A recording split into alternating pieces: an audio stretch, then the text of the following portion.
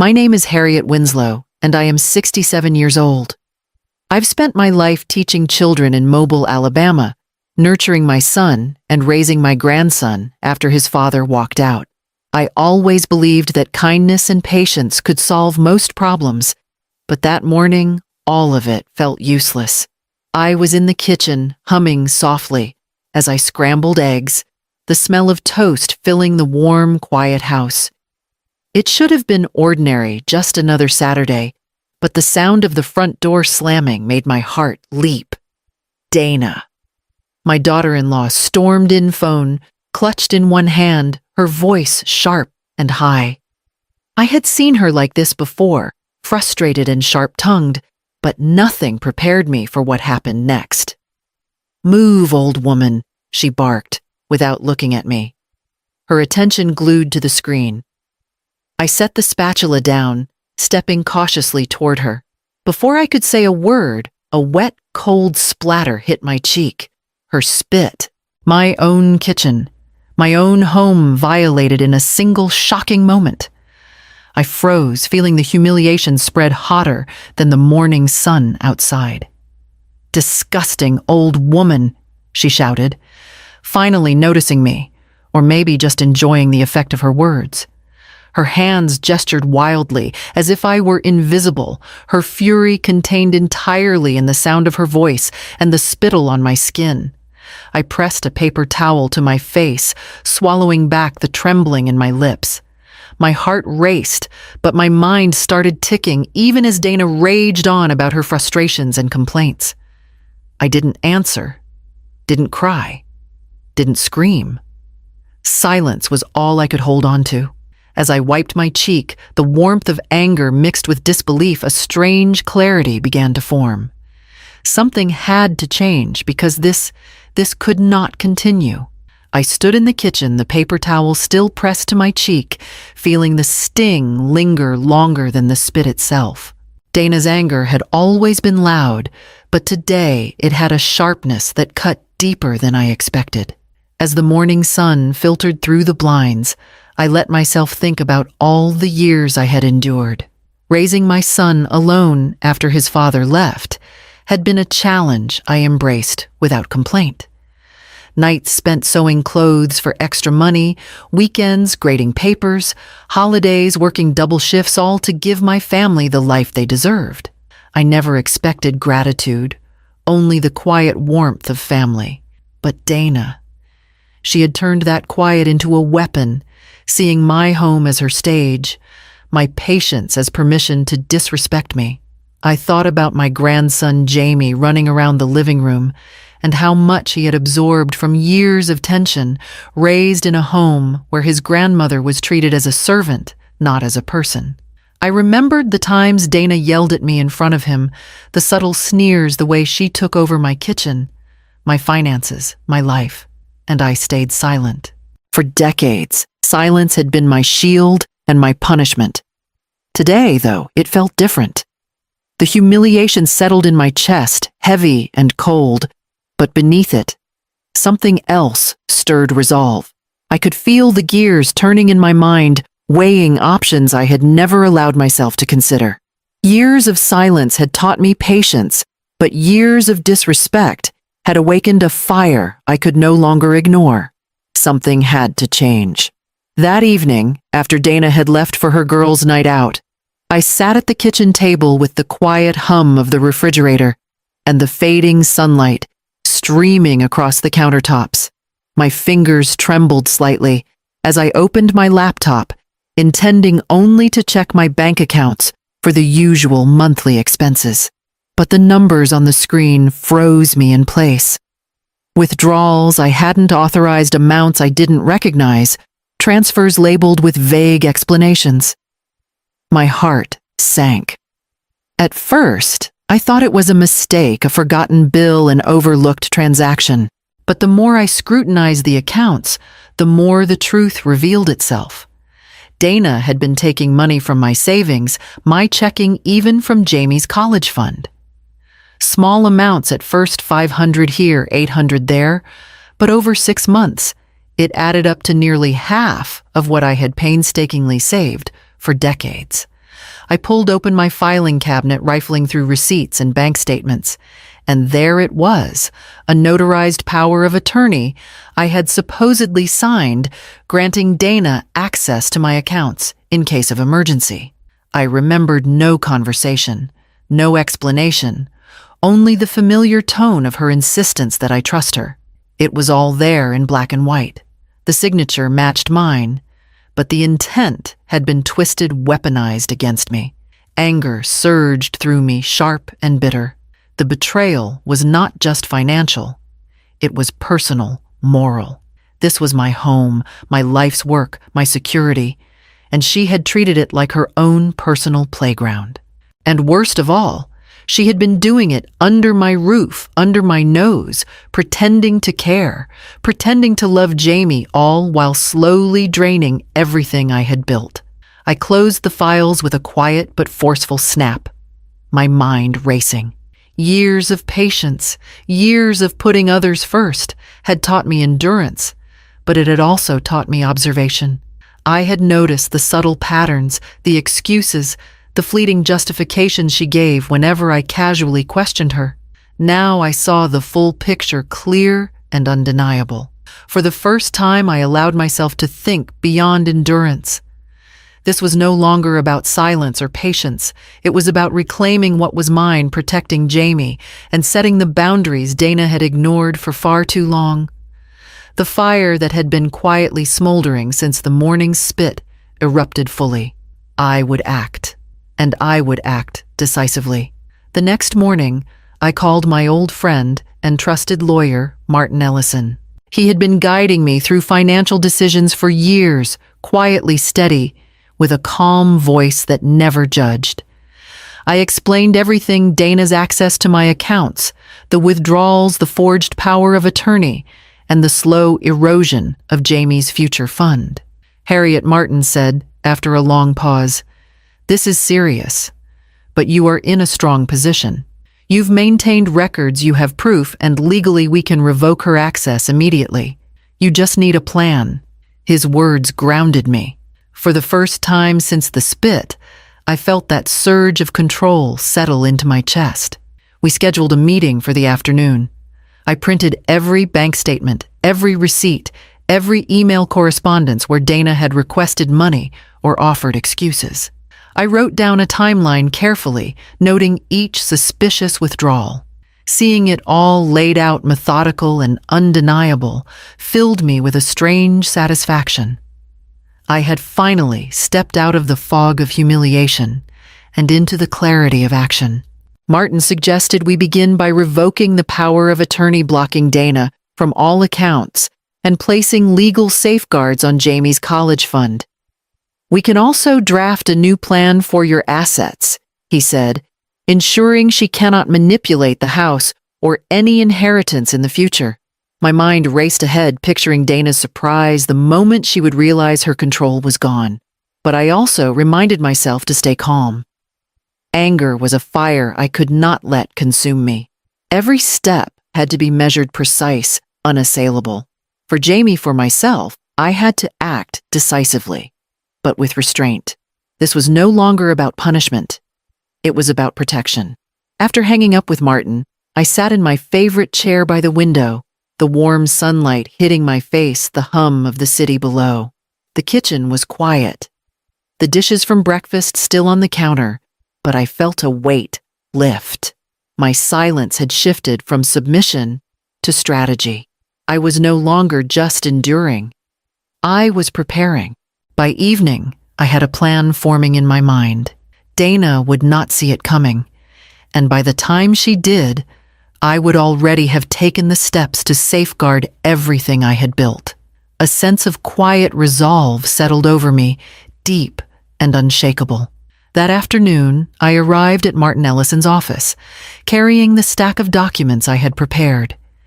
Each sheet felt like a weapon, a shield, a declaration of the life I had been forced to endure silently. Martin reviewed everything carefully, his expression serious but approving. "Harriet, the path forward is straightforward," he said. We'll revoke Dana's power of attorney, immediately secure your accounts, and place legal restrictions on the house. I'll also help you update your will so that Jamie's future is fully protected." I nodded, feeling a rush of quiet satisfaction. Years of patience and endurance had led to this moment. Finally, action, rather than endurance. The paperwork was signed, the accounts locked, the house legally shielded. Every move was precise, intentional. Returning home, I noticed the small details, the way the sunlight hit the countertop, the familiar hum of the neighborhood. For the first time in a long while, I felt the weight lift from my shoulders. I had taken back control of my life without a scene, without drama, but with absolute certainty. Later, I updated my will, naming Jamie as the sole beneficiary of his college fund and placing a trustee in charge until he turned 25. Every clause was deliberate, a quiet but firm message that Dana's attempts at manipulation would no longer succeed. I walked through the house afterward, pausing in each room, imagining Dana returning from work, expecting her usual access, only to find herself powerless. A small, almost imperceptible smile curved my lips. Anticipation mingled with triumph, not cruelty, but the satisfaction of reclaiming what had always been mine. By nightfall, everything was in place. The accounts were secure, the legal documents finalized, and my grandson's future protected. I poured myself a cup of tea sitting at the kitchen table as the evening shadows stretched across the room. For the first time, the home felt like mine again. Safe, guarded, and untouchable. It started with the text. Dana's name flashed on my phone, all caps. A series of messages that practically radiated anger. "What did you do? I can't access anything. My account? My cards? This is insane." I set the phone down calmly, sipping my tea. Her fury was palpable, even through the screen, a storm she had conjured herself. And I felt no fear, only a quiet certainty. When she arrived at the house, I was folding laundry in the living room. The moment she stepped inside, her eyes narrowed, scanning for any sign of normalcy. "Harriet, what the hell is going on? I can't, what did you do?" she shouted, voice echoing against the walls, tense and sharp. I stood, brushing lint from my sweater, meeting her gaze evenly. "I did exactly what needed to be done," I said, softly, deliberately, calm. Her lips trembled, but she couldn't break my composure.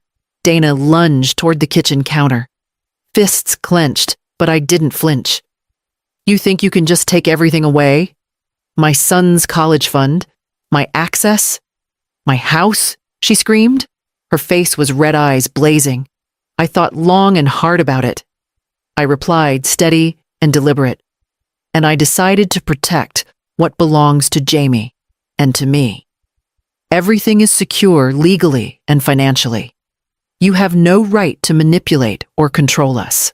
Her hands shook, and she tried to retort, but the words faltered.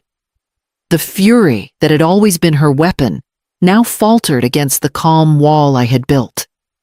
Every threat she spat, every accusation hurled, bounced off the certainty that I had reclaimed my authority.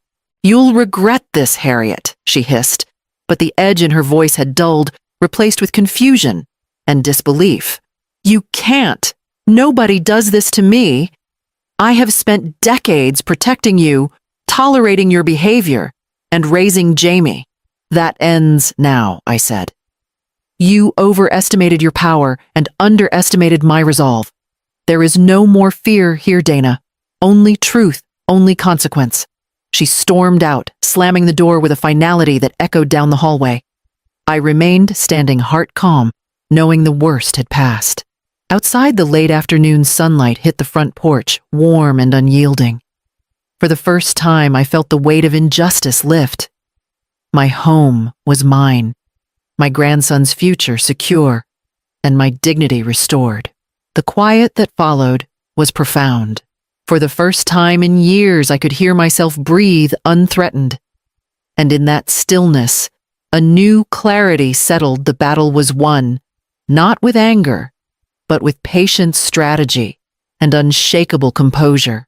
The moving truck had barely pulled away before I stepped onto the front porch of my new home. Sunlight warmed the brick exterior, and a gentle breeze carried the scent of the nearby bay. For the first time in years, this space was entirely mine. I inhaled deeply, savoring the freedom, the quiet, and the absence of Dana's constant scrutiny. Inside, I unpacked, slowly placing a few treasured photos on the shelves and arranging the furniture exactly how I wanted. The living room felt like an extension of me, a small, cozy space that invited reflection rather than conflict. Later, I walked down to a nearby cafe and ran into Marjorie, an old friend I hadn't seen in months. She greeted me with a warm hug and a knowing smile. "Harriet, it's good to see you smiling," she said. That simple acknowledgement reminded me how long it had been since I'd lived for myself.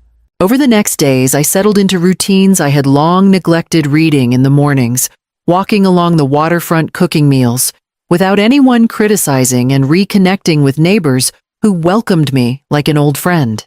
Each small ritual was a quiet act of reclamation, proof that life could be rebuilt, not for anyone else, but for me. Sitting on the porch that evening with a cup of tea, I realized the greatest luxury wasn't the house itself. It was the ability to breathe, to choose, and to finally live on my own terms. The grand opening of Silver Lining, my boutique for women over 50, felt like stepping into a dream I hadn't dared imagine. I had spent decades putting others first, but today everything reflected me. My vision, my tastes, and my belief in the power of confidence and self-worth. Harriet, 67, used to be invisible in her own home, dictated to by a daughter-in-law who saw her as a servant. Now she walked through the front door of her shop with shoulders straight, greeting the first customers with warmth and pride. Elegant blouses, tailored jackets, and accessories, carefully curated to flatter mature bodies, filled the racks. Each item was chosen to celebrate the wearer, not conceal her age. The first client, a woman named Joan, hesitated by the doorway. She clutched her purse as if unsure she belonged here. "Can I really wear this?" she whispered.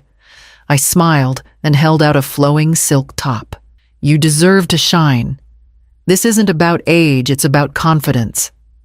Seeing her eyes light up as she tried on the outfit, Harriet felt a rush of satisfaction she hadn't experienced in years. She guided Joan through the mirrors, offering tips and encouragement, and realized this was more than a business, it was a mission. Each customer's small transformation reflected Harriet's own journey, reclaiming control, regaining dignity, and refusing to be defined by past humiliation. Throughout the day, neighbors stopped by, curious, some bringing flowers, others simply offering congratulations. Each interaction reinforced what she had known quietly for months. She was capable of creating something meaningful, something lasting, and something entirely her own. By evening, the boutique glowed with soft lamplight, and Harriet stood at the counter tallying the day's sales. Her heart swelled with pride, not because of money, but because she had turned betrayal into purpose. She had built a space where women could rediscover themselves, and in doing so, rediscovered herself. For the first time in decades, Harriet understood that empowerment wasn't just survival, it was creation.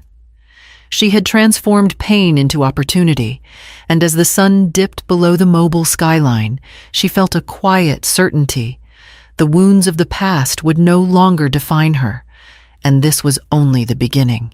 Dana's calls began hesitantly, at first almost apologetic, tinged with a vulnerability Harriet hadn't heard in years.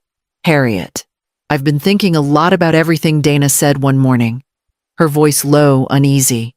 "I know I've been wrong." I listened without interruption, letting her words wash over me. It was a small gesture, yet it carried weight. Years of disrespect, manipulation, and outright theft had left scars. But now there was a flicker of awareness. I didn't rush forgiveness. That trust had to be earned. Later that week, Dana arrived at the boutique unannounced. She brought Alejandro with her, and for the first time, she appeared genuinely intent on making amends. Harriet greeted them with calm warmth, guiding Alejandro to a display of scarves, while Dana lingered awkwardly by the doorway. "I know I hurt both of you," she admitted, eyes downcast. "I want to do better. I want to be a mother and daughter-in-law worth trusting again." Harriet nodded, setting clear boundaries. "Acknowledging your mistakes is the first step. But rebuilding trust takes time, and respect is non-negotiable." Dana agreed, her posture stiff but sincere. For the rest of the afternoon, they worked together, helping customers. Dana, learning to engage without criticism. Alejandro, laughing as he helped organize accessories. By the end of the day, a fragile sense of balance had begun to form. Harriet felt a cautious relief, a subtle warmth at the possibility of a renewed relationship. There were no grand declarations, no dramatic apologies, only small, steady steps toward mutual understanding. As Dana and Alejandro left, Harriet watched them go, her heart lighter than it had been in years. The path ahead was uncertain, yet for the first time, hope felt tangible. She knew the road to genuine reconciliation would be long, but the foundation was finally being laid, built on accountability, respect, and a tentative willingness to forgive. Sitting in the sunlit corner of my boutique, I watched Alejandro carefully arranging a display of scarves, his small hands steady and confident. The boy who once endured the tension of my home, who had witnessed disrespect and chaos, now moved with a quiet assurance that filled my chest with pride. I reflected on the journey that had brought us here. The years of silence, the betrayal, the stolen money, and the confrontations had tested me in ways I never imagined. Yet through it all, I had discovered a resilience I didn't know I possessed. I had reclaimed control over my life, my finances, and my home, ensuring that both my dignity and my grandson's security were safeguarded. The boutique thrived not just as a business, but as a statement, a space where women over 50 could rediscover their confidence, embrace their independence, and celebrate their worth. Each client who left with a smile, each conversation filled with gratitude and hope, reminded me that my struggles had a purpose beyond personal justice. Even Dana had begun to show subtle changes. She still navigated our interactions cautiously, aware that respect was no longer optional, and that trust had to be earned anew. Watching her attempt small gestures of goodwill toward Alejandro, I felt a quiet satisfaction, not out of revenge, but because boundaries were honored and lessons were being absorbed. I sipped my chamomile tea, letting the calm of the afternoon settle over me. The neighborhood hummed around the boutique, the rhythm of daily life comforting in its simplicity. My life was now defined by choice, not obligation, by growth, not submission. I had secured not only a home and finances, but a legacy of self-respect, love, and courage. As Alejandro glanced up grinning at a new display he'd perfected, I knew the future was brighter than any past I'd endured. My family, my purpose, my pride, they were finally mine to protect and nurture.